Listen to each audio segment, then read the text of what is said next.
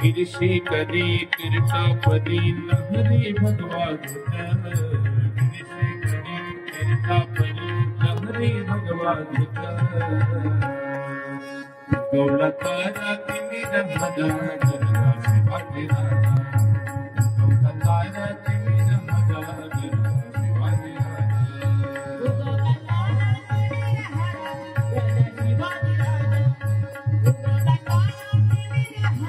जगदा शिवाजी आणि वाजवा सर्वांनी टाळी.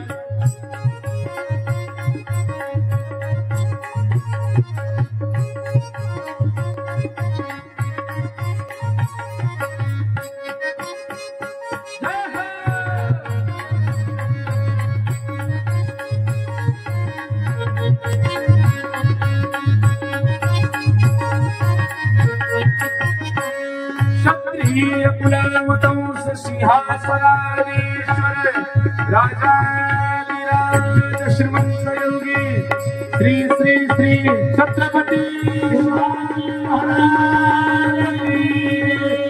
धर्मवीर संभाजी महाराज की जय.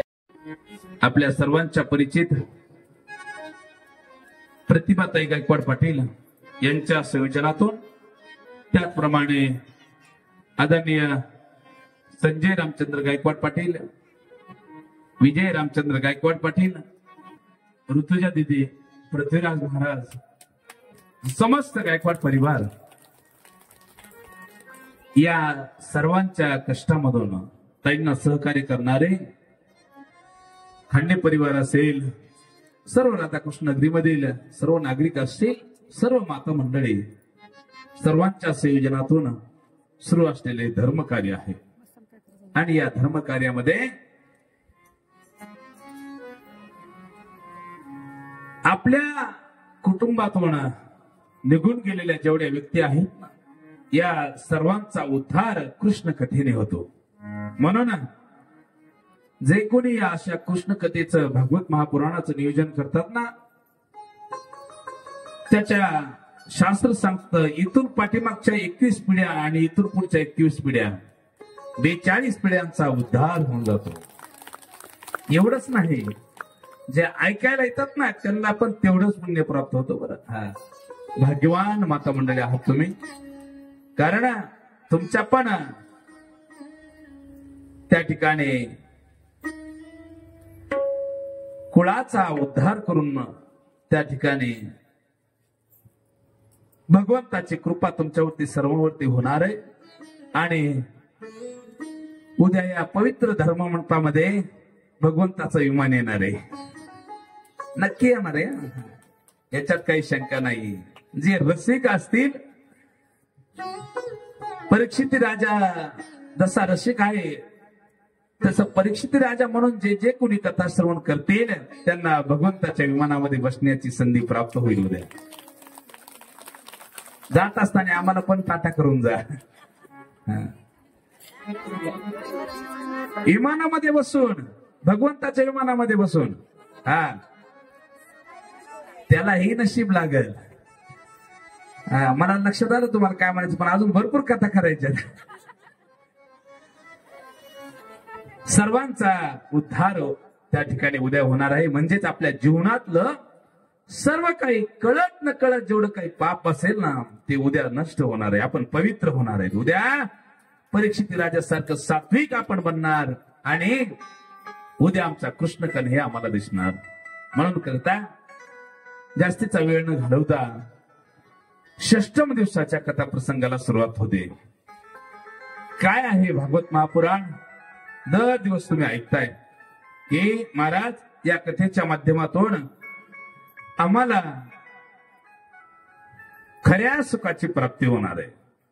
भक्ती, ज्ञान, वैराग्य, नवे नवे साक्षात भगवान कृष्ण कन्हैयाचा प्राण म्हणजे भागवत महापुराण आहे. आणि एवढी मोठी संधी चालून आले, या संधीचं आपण प्रत्येकाने सोनं करायचंय. काही श्रोत्यांना असं वाटेल की महाराज आम्हाला काही वेळ नाही, पण वेळात वेळ काढून आम्ही 5 मिनिटं तरी कथा श्रवणासाठी आलोय. मी म्हणतो भगवंताची कृपा तुमच्यावर झाली. तेव्हा तुम्हाला भगवंताने इकडे आकर्षित करून घेतलेलं आहे. तुम्ही बघितलं त्याचं नावच कसं आहे, कृष्ण. भक्तांना आकर्षित करून घेतो ना, त्याला कृष्ण असं म्हणतात. काय सुंदर नाव आहेत महाराज त्या भगवंताच्या. आई वडिलांचं किती मोठं भाग्य असेल. बघितलं ना आपण, काय तो उत्सव होता. परवाच्या दिवशी साजरा केला तुम्ही. नंद घरा नंद भयो जय कन्हैया लाल की. त्या कृष्ण कन्हैयाच्या अवतार प्राकट्याने मथुरा नगरीला, वृंदावनाला, गोकुळ नगरीला, गोवर्धन पर्वताला, बरसाना, नंदगाव, रमणरीती, 84 क्रोस ब्रजमंडळ जे आहे ना, या सगळ्या ब्रजमंडळांना विशेष शोभा प्राप्त झाली. वृक्ष, वेली, फळ, फूल, काही बछडे, सर्वांना आनंद झाला.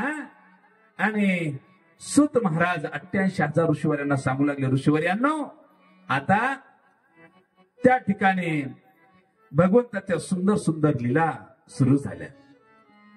अनेक लीला भगवंताने केल्या. तुम्हाला कालच्या प्रसंगामध्ये मी सांगितलं ऋषीवर्यांनो की त्या गंगेच्या किनाऱ्यावरती परीक्षित राजाला जेव्हा शुकदेवजी सुंदर त्या भगवंताचं चरित्र सांगत होते, ते चरित्र ऐकण्यासाठी एक नाही हजारो साप आले होते गंगेच्या किनारी. किती? हजारो साप. पण तक्षक नावाचा साप त्या ठिकाणी आला नाही. कारण का? त्याला माहित होतं अजून परीक्षित राजाच्या जीवनातले 2 दिवस शिल्लक आहेत. मग वेगवेगळे प्राणी त्या ठिकाणी येत होते, कथा श्रवण करत होते. आणि कथा श्रवण करत असताना भगवंताच्या सुंदर गुणाचं, ऐश्वर्याचं चरित्र शुकदेवजी सांगतात. शुकदेवजी म्हणतात, राजा घाबरू नकोस. नाही गुरुजी, मला आता भीती नाही, कारण एवढं गोड अमृतापेक्षाही सुंदर चरित्र तुम्ही सांगताय. ही कथा ऐकून माझं त्या ठिकाणी आज मन प्रसन्न झालेलं आहे. आणि मला असं वाटतं की साक्षात कृष्ण कन्याच माझ्या हृदयामध्ये आला की काय. काय भाग्यवान आहे राजा. पण राजा तुला माहितीये का, उद्या तू या ठिकाणी राहणार नाही. अहो गुरुजी, ती तर मला भीतीच नाही. कारण या जीवनामध्ये या शरीरात जोपर्यंत प्राण आहे ना, तोपर्यंत तुमच्या मुखातून भगवंताच्या किती गोड गोड कथा त्या ठिकाणी मला श्रवण करण्याची संधी प्राप्त होते. माझ्यासारखा भाग्यवान मीच आहे. शुकदेवजी म्हणू लागले, ऐक राजा, त्या गोकुळ नगरीमध्ये यशोदा मैयाला एवढा आनंद प्राप्त झाला की माझ्या असणाऱ्या बाळाच्या, या असणाऱ्या लीला श्रवणाने, ज्या लीला सुरू आहेत माझ्या बाळाच्या, या योगे गाई बछड्यांना खूप मोठा आनंद भेटतोय. काय यशोदा मैया, तिचं नावच काय आहे? यशोदा. यशोदा या शब्दाचा अर्थ काय होतो? माझ्या कृष्ण कन्येच्या जीवनामध्ये सदैव जी यश संपादन करून देते तिला यशोदा असं म्हणतात. यशहा ददाती इति यशोदा. काय सुंदर नाव आहे यशोदा. असे नाव पाहिजेत. आपले नाव लय वेगळे नाव. चला ते सांगायला गेलं ना एखादं नावाचं थोडस हसण्यासाठी, ते कुणाचं तरी नाव असतं, ते रागाने बघतात माझ्याकडे, म्हणून आपले नाव लय वेगळे आहेत. पण आमच्या यशोदा मैयाचं काय सुंदर नाव आहे, यशोदा.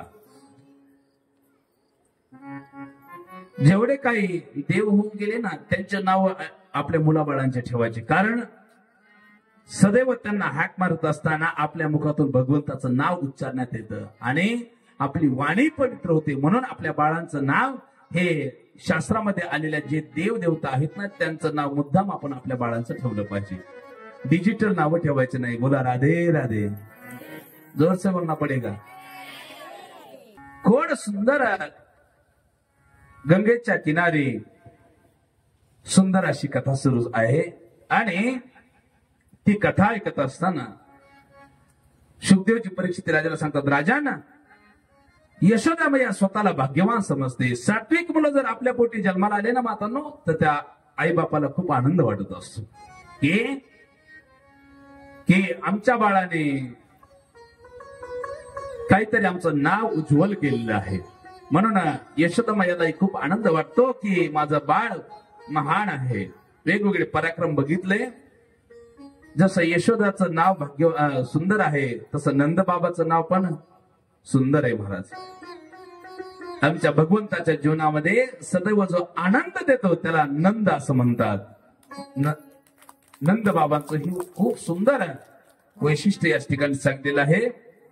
पण कधी कधी नंदबाबा उदास होऊन त्या ठिकाणी बसायचे. कारण का, नंदबाबाला माहीत झालेलं होतं की हे असणारे बाळ आपले नाहीत. गर्गाचार्यांनी काल नामकरण विधी पार पाडत असताना सांगितलं होतं की हे बाळ तुमचे नाहीत. पण नंदबाबाने ही गोष्ट गुपचूप ठेवली होती. बरं ऐका,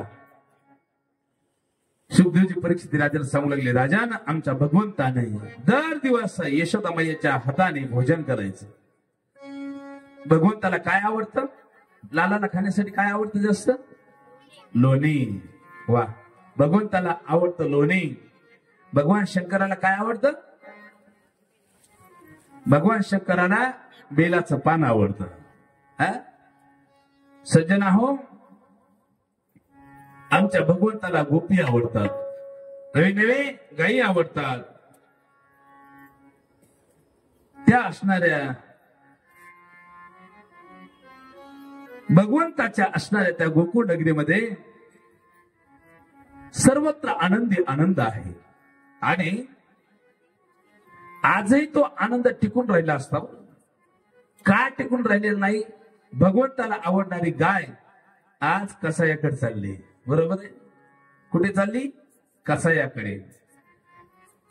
भगवंताला प्रेमस्वरूप आवडणाऱ्या त्या गोपिका, यशोदामय्यासारखं प्रेम देणाऱ्या गोपिका, त्या पण आज सुरक्षित नाहीत. वेगवेगळ्या ठिकाणी बघतो, अनेक बातम्या तुम्हाला ऐकायला भेटतात. ज्या भगवंताचं चरित्र गीतेमध्ये आहे ती गीता पण आज कोणी वाचत नाही. तुम्ही कोणी वाचत असतील, मग हा देश याच गोष्टीमुळे सुधरत नाही. या देशाला प्रगतीपथावर न्यायचं असेल तर ऐका, आपल्या घरासमोर त्या ठिकाणी गायीचं संरक्षण आपण केलं पाहिजे. स्त्रीचं संरक्षण आपण केलं पाहिजे. आणि जे या जगत उद्धारासाठी पवित्र ग्रंथ सांगितलेले आहेत ना, त्या ग्रंथांचं पठण आपण केलं पाहिजे. नक्की त्या ठिकाणी आजही तुम्हाला धर्म जागृत असलेला दिसू शकतो. म्हणून शुकदेवजी परीक्षित राजाला सांगतात, त्या असणाऱ्या कृष्ण कन्हैयाने अनेक लीला करत असताना एके दिवशी बलरामजी कृष्ण कन्हैया काही गोपाळ गायी चालण्यासाठी वृंदावनामध्ये त्या ठिकाणी गोवर्धनाच्या पर्वताकडे जात होते. तुम्हाला मी कालच्या प्रसंगामध्ये सांगितलं, वृंदावन एवढं श्रेष्ठ आहे, एवढं श्रेष्ठ आहे. त्या वृंदावनामध्ये आमची यशोदामय्या भगवंताला घेऊन सुंदर एक आश्रम बनवतात. त्या आश्रमाच्या ठिकाणी सुंदर जंगलातल्याच लाकडांचे खूप सुंदर एक आश्रम बनवून सुंदर एक घर बनवलेलं आहे वृंदावनामध्ये. आणि नंद बाबा, उपनंद काका, यशोदामय्या, बलरामजी, कृष्ण कन्हैया, वेगवेगळे गोपाळ त्या ठिकाणी त्या वृंदावनामध्ये सुखाने राहत आहेत. एके दिवशी भगवंताने सगळ्या भक्तांना त्या ठिकाणी आनंदी करण्यासाठी आपल्या कमरेची असणारी सुंदर मधुर बासरी काढली आणि मधुर बासरी वाजवू लागली. एवढी सुंदर मधुर बासरी वाजवली आणि ती मधुर बासरी वाजवल्याच्या नंतर सगळ्या गोपाळांनी अगोदर त्या बासरीचा आवाज ऐकला. अरे, आमचा लाला, आमचा प्रांगणात असणारा आम्हाला बोलवतोय. आपण म्हणतो ना आता खूप जिवलग मित्र होते त्याच्यात एखादा मित्र गेल्यानंतर लोक म्हणतात नाही नाही ते आणि ते दोघ जण सोबतच असायचे, खूप जिवलग मित्र होते. पण खरी मैत्री आमच्या भगवंताने गोपाळावरती केलेलं प्रेम आणि गोपाळांनी भगवंतावरती केलेलं प्रेम. किती प्रेम केलं ऐका. त्या ठिकाणी भगवंतावरती गोपाळांनी एवढं प्रेम केलं की एखादा पदार्थ जर घरी आपल्या आईवडिलांनी बनवला ना सुंदर गोड, तर सगळे गोपाळ काय करायचे, त्याच्यातला थोडा तरी घास आपल्या जवळ आपल्या शिदोरीमध्ये ठेवायचे आणि भगवंताला द्यायचे. एवढं प्रेम करत होते गोपाळ. जिवलग त्या ठिकाणी सर्वांची मैत्री होती. सगळे गोपाळ भगवंताकडे यायचे आणि भगवंत त्यांना विशिष्ट आनंद देत आहेत. ज्या दिवशी मधुर बासरी वाजवली भगवंताने, त्या बासरीचा आवाज ऐकून सगळ्या गोपिका पण आनंदी व्हायच्या. शुकदेवजी वर्णन करतात, कसा आहे तो भगवंत. बरहा पीड नटवर वपू कर्णयो कर्णिकार विवृद्धवा सकन कपीशं वैजयंतीं च माला रन्ध्रानवेनोर्धन सुदया पूरयन् गोपवृन्दे वृंदावरण्यो स्वपदरमणं प्रविशद गीत कीर्ती. सुंदर भगवंताचं वर्णन केले या श्लोकामध्ये. कसा आहे तो भगवंत. बरं हा पीडम नटवर बपू. एक गोपिका दुसऱ्या गोपिकाला म्हणते, अगं कोण एवढी मधुर बासरी वाजवत असेल. ती असणारी गोपिका रसिक होती, भगवंताची प्रिय भक्त होती. बरं ती म्हटली, अगं हे काय सांगावं लागतं का, कोण वाजवतोय बासरी म्हणून. अगं ज्याने मोर मुकुट परिधान केलेलं आहे, बघा त्या भगवंताचं वर्णन करू लागली ती.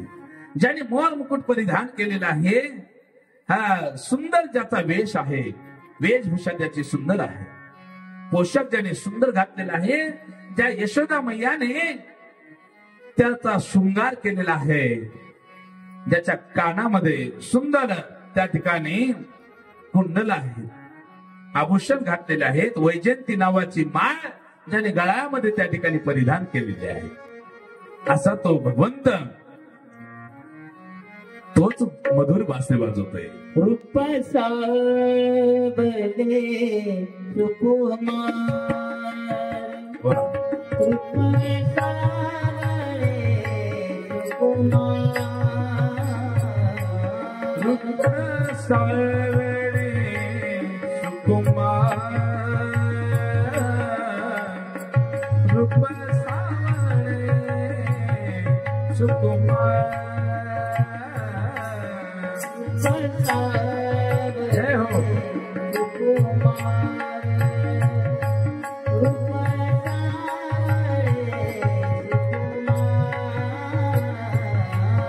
रूप सावले सुकुमार, रूप सावले सुकुमार.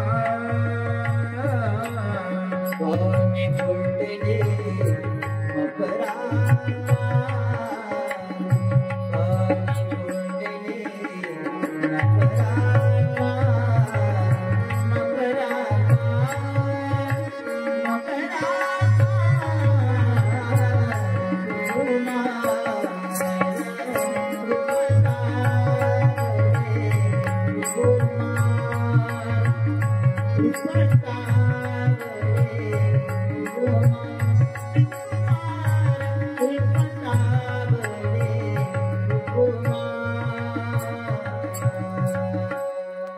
रूप सावले सुकुमार. ऐका, त्याच्या रूपाचं वर्णन केलंय बरं एका गोपिकाने. एवढ्या प्रिय गोपिका होत्या. ऐका, कालच्या प्रसंगामध्ये सांगत असताना तुम्ही ऐकलं असेल की काही काही गोपिका यशोदामायाच्या राजवाड्यावरती जायच्या, त्यांच्या घरची चोरी भगवंतानी कधीच केलेली नसायची, खोडीही केलेली नसायची, तरी पण जायच्या मुद्दाम काही काही त्या ठिकाणी यशोदामायाला सांगायच्या, अगं तुझ्या बाळाने असं केलं तसं केलं. वास्तविक त्यांच्या घरी भगवंत कधी गेले नव्हते, पण कशामुळे त्या असं म्हणायच्या की तिथं गेल्यानंतर कमीत कमी देवाला बघायला भेटेल म्हणून त्या ठिकाणी जायच्या. आणि भगवंत यशोदामायाला म्हणायच्या, अगं तुझं बाळ आमच्या घरी आलं होतं, असं केलं तसं केलं. एवढं प्रेम असणाऱ्या गोपिका करत होत्या. मग मेघ श्याम वर्णाचा श्रीहरी आहे. आताच महाराजांनी प्रमाण दिलं, रूप सावणे सुकुमार असणारा तो असणारा भगवंत. आजूबाजूला सर्व गोपाळ आहेत, सहज आपल्या डोळ्यासमोर ते चित्र आणा. काय त्या वृंदावनाला गोकुळ नगरीला शोभा आली. सर्व लीला या कशा करता आहेत, राजा ऐक, भगवंताचं ध्यान करण्यासारखे आहेत. आणि हे सर्व या वृंदावनामध्ये बघून आकाशाला पण आनंद वाटायचा. अरे या असणाऱ्या पृथ्वीतलावरती भगवंताने सुंदर अनेक लीला केल्यात. कालच्या प्रसंगामध्ये शेवटी तुम्ही बघितलं, गोवर्धन पर्वताच्या त्या ठिकाणी गोवर्धन पर्वत उचलल्यानंतर सर्वांचं रक्षण ज्यावेळेस गोवर्धनाने केलं ना, तो गोवर्धन पण सदैव त्या ठिकाणी भगवंताच्या भजनामध्ये नाचू लागायचं. आणि मोर जे आहेत ना, मोर भगवंताच्या जवळ यायचे. आमचे कृष्ण कन्हैया मोराच्या अंगावरती पाय टाकायचे आणि त्याच्यावरती बसून सुंदर मोरासोबत नृत्य करायचे. काय सुंदर लीला आहे माझ्या भगवंताची. गोपिका म्हणतात, आपल्यापेक्षाही कुणीतरी अजून भाग्यवान आहे. फक्त आपण गोकुळ नगरी मधल्या वृंदावनामधल्या गोपिकाच एवढ्या भाग्यवान नाहीत. आपल्यापेक्षाही भगवंताच्या सर्वात जवळचं जर कोण असेल, लक्ष द्या, सगळ्यात जवळचं जर कोण असेल तर ती बासरी आहे. बासरी, त्या बासरीने काय पुण्य केलं असेल. एकमेकीची चर्चा चालली बरं. हा, शुद्धोजी सांगतात, एक गोपिका दुसऱ्या गोपिकेला म्हणते, अगं त्या गोपिकेचं किती मोठं, बासरीचं किती मोठं भाग्य आहे की भगवंताच्या एकदम मुखामध्ये तिला स्थान आहे. मधुर बासरी तो वाजवतो ना. ती दुसरी म्हणते, अगं तेवढं करणं ही भगवंताच्या एवढं जवळ जाणं एवढी सोपी गोष्ट नाही. बासरीने कोणत्या जन्मामध्ये एवढं पुण्य केलं असेल की साक्षात भगवंताच्या जवळ तिला स्थान आहे. त्यावेळेस एक सात्विक गोपिका इथे म्हणते, अगं ऐक, बासरी सामान्य भक्ती नाही महाराज, खूप मोठी पराकाष्ठा करावी लागते, त्यावेळेस भगवंताच्या जवळ स्थान भेटतं. आपल्यालाही वाटतं की मी 7 दिवस कथेला गेली की लगेच देवाने मला भेट द्यावी. असं होतं का कधी? होईल ना, पण तेवढं भक्त बनून तुम्हाला जावं लागेल. भगवंताची एकदम जवळची त्या ठिकाणी गोपिका बनावं लागेल तुम्हाला. गोपी भाव ज्याच्या मनामध्ये प्रगट होतो ना, त्याला माझा भगवंत लवकर दिसतो. लक्षात असू द्या. आजही जर तुम्ही कधी वृंदावनला गेला, बाकी बिहारच्या मंदिरात किती गर्दी असते बघितली ना. ज्यांनी ज्यांनी गर्दी बघितली असेल त्यांना माहिती आहे, 2-3 वेळेस एवढी गर्दी असते पहा. एक त्या ठिकाणी होळी उत्सवाला एवढी गर्दी असते, आमच्या मायाला वाटलं दर्शन होतं की नाही, खूप गर्दीमध्ये सापडल्या होत्या. आणि राधाष्टमीला पण खूप गर्दी असते. या श्रावण मासामध्ये पण गोकुळाष्टमीला खूप गर्दी असते बरं का. कुठे? वृंदावनामध्ये. तिथे ज्यावेळेस तुम्ही मंदिरामध्ये प्रवेश करता ना, त्या मंदिरामध्ये प्रवेश करत असताना खूप मोठमोठाले क्लास 1 अधिकारी, क्लास 2 अधिकारी त्या मंदिराच्या जवळ असे बसलेले पहा, हात जोडून. ज्यावेळेस तुम्ही बारीला लागता त्यावेळेस तुमच्या पायातलं पायथन ज्या ठिकाणी सोडता ना, त्याच्या जवळ त्यांच्या मनामध्ये गोपी भाव प्रगट झालेला आहे. आणि त्यांना माहितीये या जन्मामध्ये आमच्या कृष्ण कन्याची भेट झाल्याशिवाय आम्हाला प्राण द्यायचा नाही. म्हणून त्यांनी गोपी भाव प्रकट करून भगवंत साध्यासाठी वृंदावनामध्ये जाऊन राहिले. संपत्तीला त्यांनी 0 किंमत दिलेली आहे, पण देव भेटेल याच्यासाठी गोपी भाव प्रकट करावा लागतो. म्हणून करता ती गोपिका म्हणते, अगं बासरी जी आहे ना, ही बासरी कशापासून बनलेली? वेळूपासून. बांबूची म्हणतो ना आपण, बांबू वेळू एकच. भगवंताच्या मुखामध्ये तिला स्थान आहे. खूप मोठे कष्ट आहे बरं तिला. सहजासहजी भगवंताच्या मुखामध्ये तिला स्थान भेटत नाही. ज्या वेळूची ती बनते, त्या वेळूला ज्यावेळेस तो लाकड तोडणारा जो आहे, बांबू तोडणारा, तो येतो. पूर्ण मोठं कुटुंब असतं ते वेळूचं. जेवढा बुंथा असतो ना, 100-50 असे वेळू एकत्र असतात. कुटुंबच असतं त्याचं, जसं आपलं कुटुंब असतं तसं.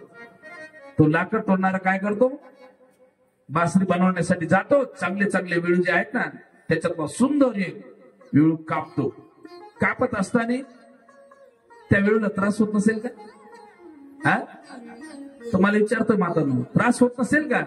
आणि खरं सांगा, त्या कुटुंबातून एकटीला त्या ठिकाणी एकट्या वेळून त्या बाहेर काढल्यानंतर कसं वाटत असेल? तुमच्या कुटुंबातला एखादा व्यक्ती बाहेरच्या देशामध्ये एकटा पाठवा बरं, दररोज हुरहुर लागेल नाही का तुम्हाला? तसं एका असणाऱ्या त्या वेळूला तिथून तो तोडतो आणि बाहेर आणतो. नंतर सुंदर त्या ठिकाणी त्याच्या अंगावरलं, त्या वेळूच्या अंगावरलं पूर्ण कातड काढून घेतो. कातड काढून घेतल्याच्यानंतर त्याला छिद्र पाडतो. छिद्र पाडत असताना त्या वेळूला किती त्रास होत असेल. सात्विक असणारी गोपिका दुसऱ्या गोपिकेला सांगते, अगं मधुर आवाज त्याच्यातून निघावा म्हणून तो बासरी बनवणारा जो कारागीर असतो ना, तो त्या ठिकाणी इस्तो गरम केलेला असतो, त्याच्यावरती तो धरतो. खूप वेदना होतात त्या बासरीला. आणि नंतर सुंदर बासरी बनते. आणि ती बासरी बनल्याच्या नंतर ज्यावेळेस तो फुंकर मारून बघतो ना, त्यावेळेस मधुर आवाज येतो. एवढं जर जमत असेल आपल्याला, तर आपल्याला पण भगवंताच्या जवळ मुखामध्ये स्थान भेटेल. जमल काय? काटा मोडल्याला सहन होत नाही आपल्याला. काटा मोडल्याला सहन होतं का? नाही. मग ते छिद्र अंगावरलं पूर्ण कात नाही, राहू द्या महाराज, बस इथूनच परमार्थ आमचा बरं आहे. बोला राधे राधे. तेव्हा आमच्या भगवंताने किती मोठे त्या ठिकाणी त्या बासरीला खूप प्रेम दिलेलं आहे. कन्हैया स्वतःच्या हाताचा पलंग करतो. काय करतो? स्वतःच्या हाताचा पलंग करतो. ओठाची उशी करतो. भगवंत स्वतःच्या ओठाची उशी करतो आणि सुंदर त्या बासरीमध्ये स्वतःचा प्राण त्या ठिकाणी फुंकर मारल्याच्या नंतर त्या बासरीला प्राण स्वतःचा त्या ठिकाणी देतो. काय भाग्य असेल त्या बासरीचं. आणि खूप मोठा त्याग आहे बरं. भगवंत प्राप्ती करून घ्यायची असेल तर सुखदेवजी परीक्षित राजाला सांगतात, राजन खूप मोठा त्याग करावा लागतो. आणि तो त्याग सफल झाल्याच्या नंतर सहजासहज नंतर लगेच त्या ठिकाणी भगवंत आपल्याला सगुण रूपाने दिसतो. सुंदर मधुर बासरी भगवंत वाजवू लागले. आणि मधुर बासरी वाजवत असताना सर्व गोपिका भगवंताच्या जवळ आल्या. ऐका, भगवंत त्या असणाऱ्या सुंदर जे घर बनवलं होतं वृंदावनामध्ये, त्या घराच्या बाहेर येऊन सुंदर बासरी वाजवत होते. सर्व गोपिका आल्या. आणि सर्व गोपिका आल्याच्या नंतर म्हणतात, नाना आम्हाला सुंदर त्या ठिकाणी या असणाऱ्या बासरीच्या मधुर आवाजामध्ये तुझ्यामध्ये सामील व्हायचंय, सामील व्हायचंय असं म्हटल्याच्या नंतर भगवंत म्हटले, नाही. कशासाठी सामील व्हायचंय? इथे शुद्धजी थोडस वर्णन करतात पहा. दशम स्कंदामध्ये शुद्धदेवजी म्हणतात की त्या वृंदावनामध्ये काही कुमारिका होत्या ज्यांचे विवाह झाले नाही. अशा 100-150 असणाऱ्या कुमारिका समोर आल्या आणि भगवंताला म्हणतात, अरे लाला सुंदर त्या ठिकाणी तू बासरी वाजव आणि दिव्य आम्ही त्या ठिकाणी तुझं स्मरण करू. तेव्हा जर तुझी कृपा आमच्यावरती झाली तर तुझ्यासारखाच पती आम्हाला प्राप्त होईल. याच्यासाठी सुंदर तुझ्या त्या वेणुगीतामध्ये मधुर बासरीच्या त्या आवाजामध्ये तुझ्यामध्ये आम्हाला सामील करून घे. त्यावेळेस भगवंत म्हणतात, अगं हे असं नसतं कुमारिकांनो, ऐका, याच्यासाठी तुम्हाला सुंदर एक व्रत धारण करावं लागेल. त्या व्रताचं नाव आहे कात्यायनी नावाचं व्रत. कात्यायनी नावाचं व्रत धारण करावं लागेल आणि ते व्रत सफल झाल्याच्या नंतर तुम्हाला त्या ठिकाणी माझ्यासारखा सुंदर पती प्राप्त होईल. मार्गशीर्ष महिन्यामध्ये हेमंत ऋतूमध्ये त्या ठिकाणी सुंदर हे व्रत धारण करायचं असतं. वृंदावनला आजही गेलं तर कात्यायनी नावाचं मंदिर आहे सुंदर. जे जे गेले असतील त्यांनी बघितलं असेल.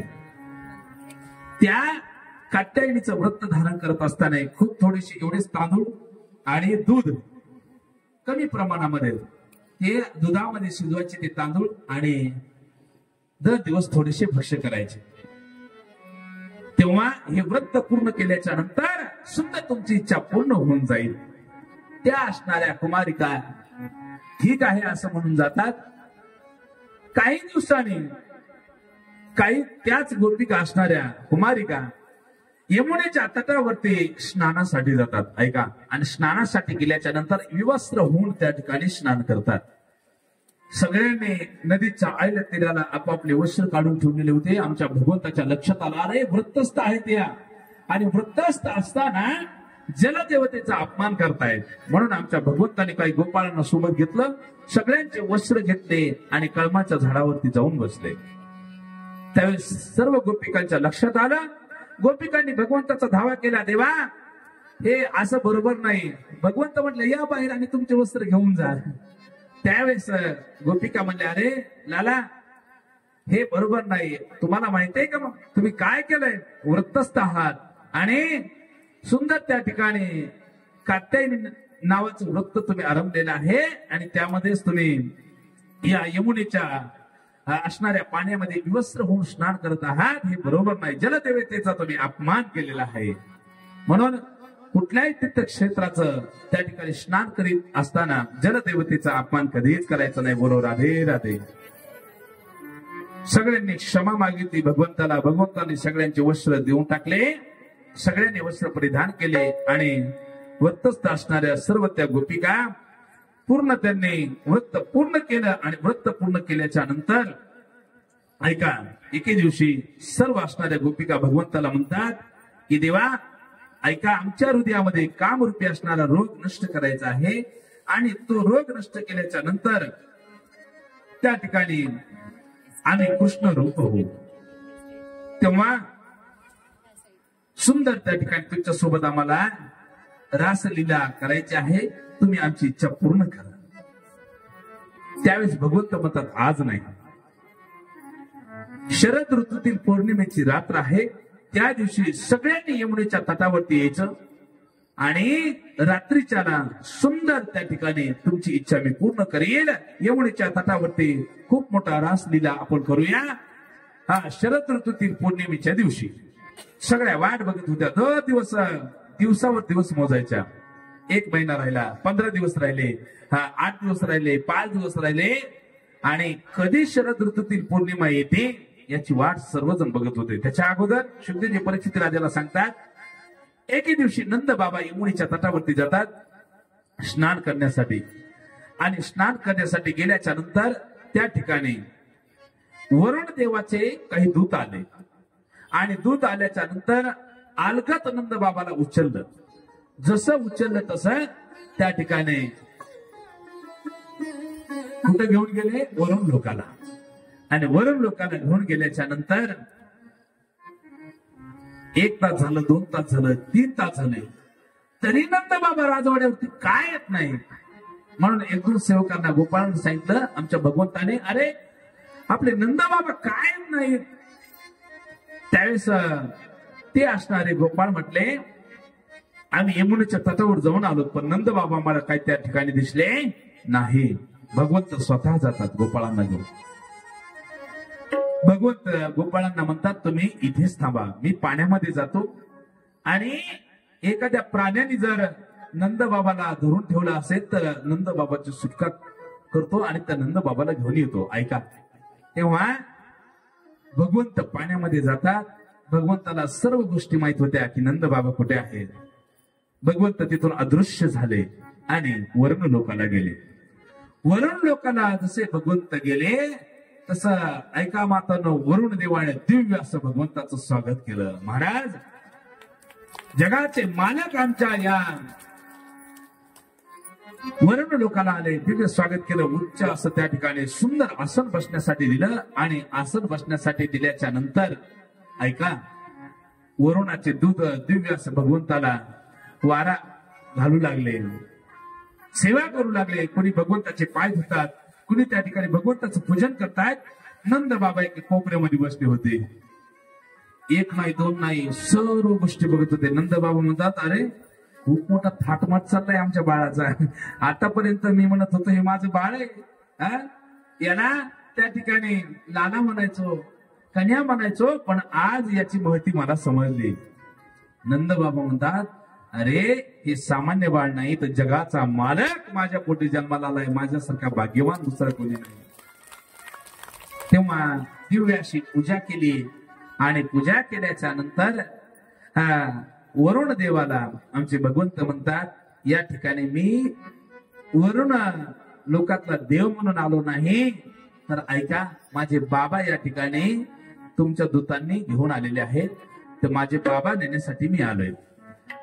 माझे बाबा नेण्यासाठी आलोय असं म्हटल्याच्या नंतर ठीक आहे म्हणे, देवा माझ्या दूतांना मीच हे कार्य सांगितलं होतं, कारण त्याशिवाय तुम्ही आमच्या धामाला आले नसते.